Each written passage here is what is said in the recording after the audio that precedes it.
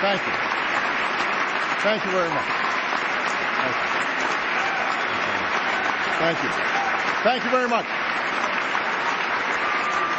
Thank you. Thank you very much. Thank you. Thank you. Madam Speaker, Vice President Biden, members of Congress, distinguished guests, and fellow Americans. Our Constitution declares that from time to time, the President shall give to Congress information about the state of our Union. For 220 years, our leaders have fulfilled this duty. They've done so during periods of prosperity and tranquility.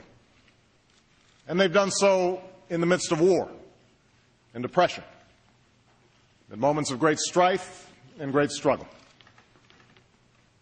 It's tempting to look back on these moments and assume that our progress was inevitable, that America was always destined to succeed. But when the Union was turned back at Bull Run and the Allies first landed at Omaha Beach, victory was very much in doubt.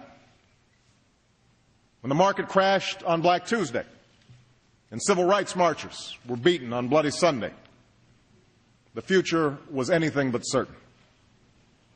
These were the times that tested the courage of our convictions and the strength of our Union. And despite all our divisions and disagreements, our hesitations and our fears, America prevailed because we chose to move forward as one nation, as one people. Again, we are tested. And again, we must answer history's call. 1 year ago, I took office amid 2 wars, an economy rocked by a severe recession, a financial system on the verge of collapse, and a government deeply in debt. Experts from across the political spectrum warned that if we did not act, we might face a second depression. So we acted, immediately and aggressively.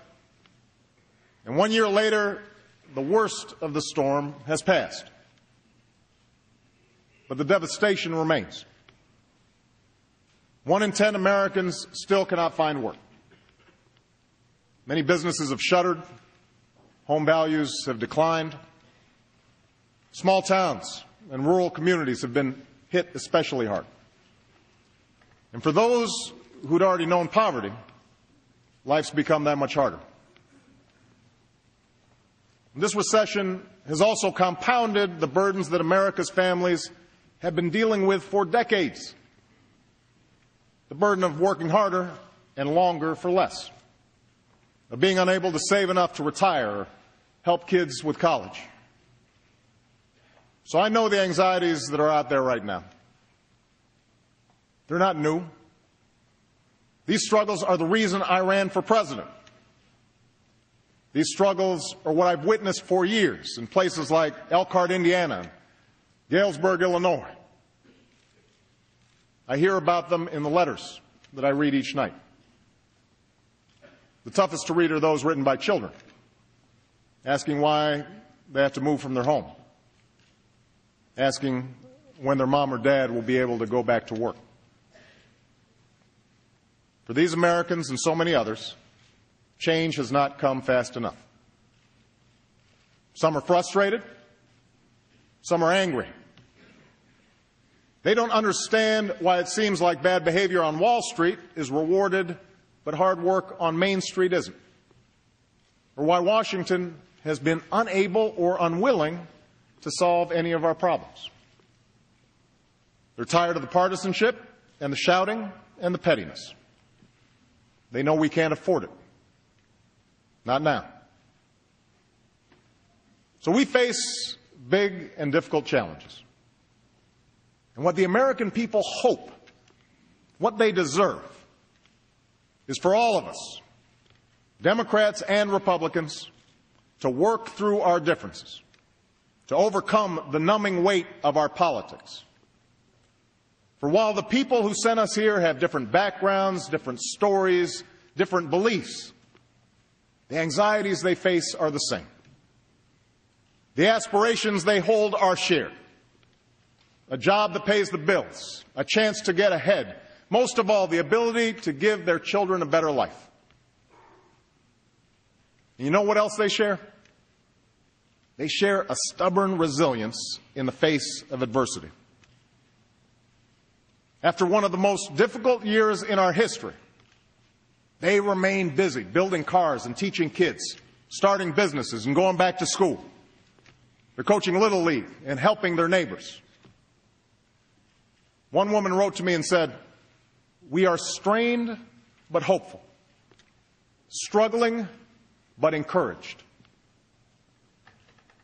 It's because of this spirit, this great decency and great strength, that I have never been more hopeful about America's future than I am tonight.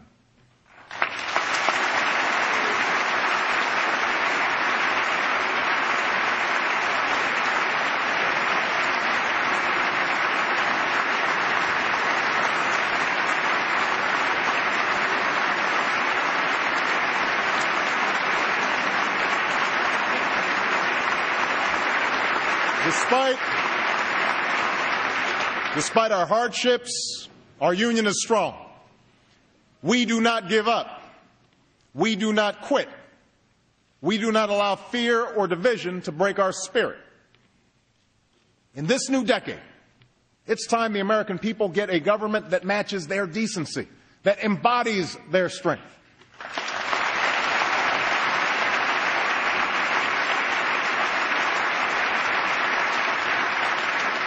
And tonight I'd like to talk about how together we can deliver on that promise.